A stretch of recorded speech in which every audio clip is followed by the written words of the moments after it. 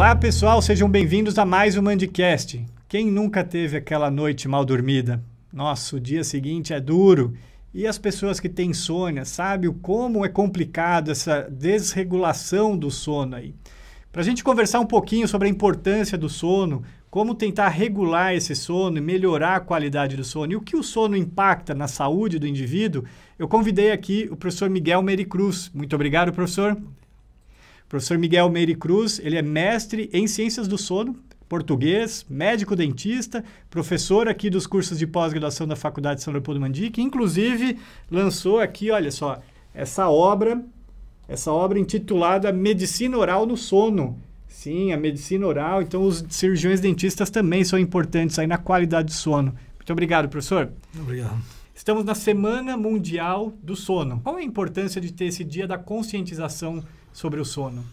É muito importante, Marcelo, porque, de facto, apesar de nós sabermos exatamente que o dia seguinte a uma noite mal dormida é duro, tem um impacto negativo sobre diversas situações da nossa atividade e da nossa função cerebral, há muita gente ainda que negligencia um sono adequado.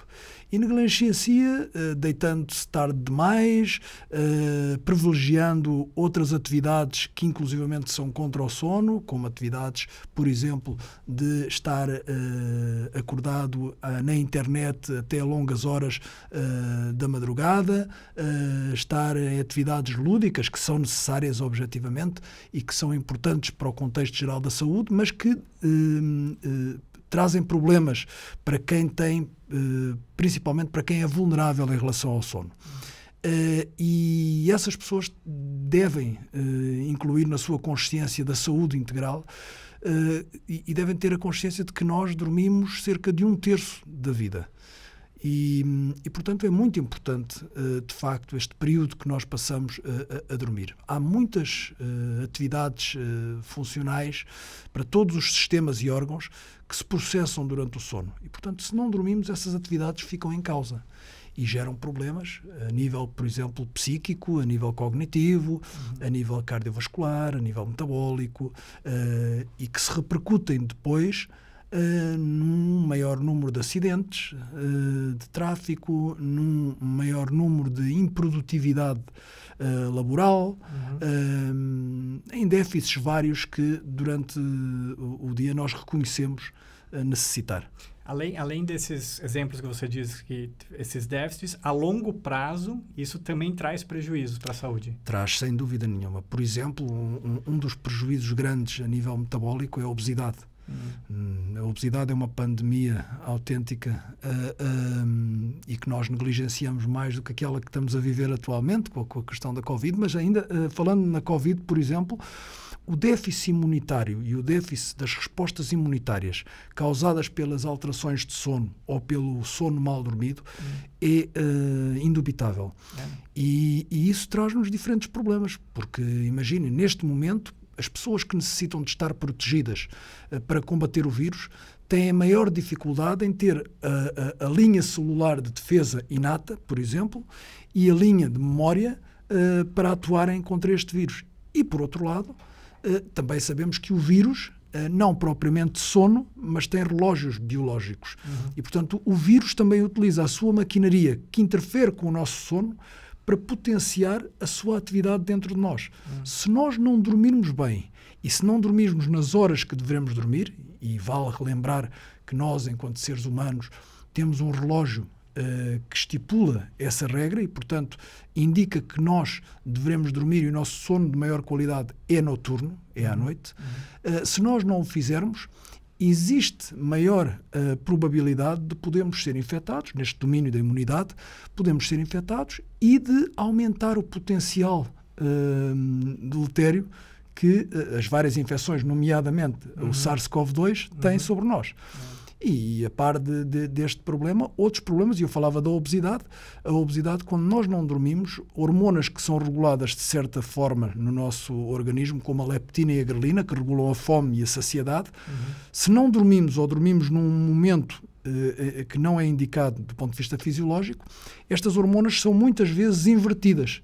Tá. E, portanto, imagina, Uma hormona que nos diz que devemos parar de comer e outra que nos diz que devemos ter fome, ao serem invertidas, fazem com que nós demoremos mais tempo a parar de comer e que tenhamos mais fome durante o dia. Só por este motivo, ao qual se junta um outro problema, também para a obesidade, que é nós, quando comemos em déficit de sono, comemos mais gorduras, mais hidratos de carbono e temos maiores problemas em relação a isso. Entendi. Mas tem pessoas que dormem pouco. Elas se acostumaram a dormir 5, 6 horas. Isso é um problema? Obviamente, como tudo na ciência e tudo em medicina, existe uma variação que nós entendemos como normal. E, portanto, existe aquilo que nós chamamos o desvio padrão da normalidade. E, efetivamente, existem pessoas que nós sabemos que a norma de tempo de sono para a maior parte da população é em torno entre as 7 e as 9 horas de sono. Mas, efetivamente, existem aqueles que precisam de 10 horas de sono para ficar bem e existem aqueles que necessitam de 6 horas de sono para ficar bem. Nós sabemos que há um sono central do qual nós não nos podemos aliar. E, portanto, aquelas pessoas que dormem 4 horas, 4 horas e meia e dizem que é o suficiente, nós sabemos que para quem das 5 horas é provavelmente deletério e há mecanismos que são silenciosos, nomeadamente, para além daqueles que eu já falei, relacionados com a oncogénese e, portanto, relacionados com a maior probabilidade de haver degeneração na proliferação celular e, portanto, sabemos bem que existe maior probabilidade de desenvolver um câncer, por exemplo, de vários órgãos, quando se dorme menos ou quando se dorme em horários pouco indicados. E, portanto, esse é um dos problemas que normalmente acontece a quem está fora desse desvio padrão também. E depois também é importante nós considerarmos que nessas diferenças humanas existem aqueles que se chamam os long sleepers, os dormidores longos, e existem aqueles que são os dormidores curtos, mas também existem aqueles que são os designados noctívagos e os matutinos. E, portanto, existem quem, dentro da normalidade, quem gosta de ir para a cama mais tarde, quem efetivamente se sinta melhor, e se não tem horários para estipular de manhã e não tem que estar às 8 horas ou às 7 horas a trabalhar, e cumpre o horário de sono, efetivamente isso não traz grande problema. Sabemos é que a sociedade não é tão permissiva assim para estas diferenças e, portanto, pagamos caro quando ousamos. Sim, sem dúvida. E você comentou na sua resposta anterior sobre pessoas que ficam usando o tablet, celular ali no momento de deitar, né, com aquela luz azul brilhando. Qual é o impacto disso para o sono, ou para a qualidade do sono, inclusive? É grande. Vários trabalhos demonstraram ao longo do tempo que a luz branca, brilhante e azul têm espectros, têm comprimentos de onda específicos que afetam de forma mais vincada o comportamento humano. E afetam porque injetam, entre aspas, sobre a nossa retina do olho um potencial luminoso que ativa determinados receptores que, por sua vez, vão informar o cérebro se é dia ou se é noite. Ou seja, imagine esta luz que está apontada para nós agora às 8 da tarde, quando o nosso organismo sabe, há milhares e milhares de anos, que às 8 da tarde, dependendo do local de geografia onde nós nos situarmos, às 8 da tarde é natural uma determinada intensidade luminosa e isso é importante. Há uma hormona designada melatonina, que é uma hormona que nos vai dar as horas dentro de nós. E permite-nos, essa hormona é uma dos principais guias para que o nosso relógio interno, ou os nossos relógios internos, se sincronizem com a natureza. E isto é muito importante, porque imagine, nos tempos remotos, nós não sabermos ou não termos a ideia de quando nos deveríamos esconder numa gruta para podermos dormir. Não tínhamos casa, não tínhamos chaves que nos protegessem. Nem relógio. Nem relógios. E isso predispunha, por exemplo, aos ataques dos predadores, predispunha à impossibilidade de ter um horário melhor para caçar e para se alimentar. E, portanto, parece que estes relógios sobreviveram por motivos de vantagem evolutiva.